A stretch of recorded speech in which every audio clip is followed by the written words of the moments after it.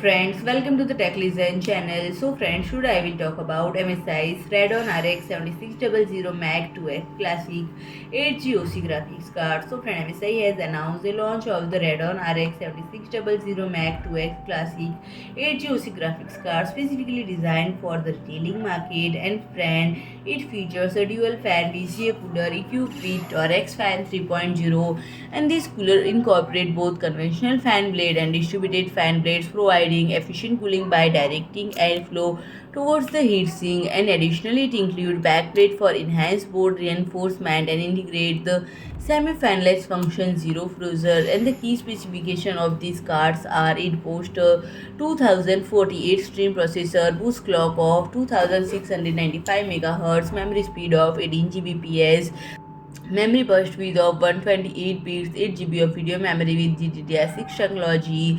The interface consists of 3 DisplayPort 1.4 ports and one HDMI and one HDMI 2.1 port, and this graphics card requires a single 8-pin auxiliary power connector and utilizes a PCI Express 4.0 into 16 bus interface.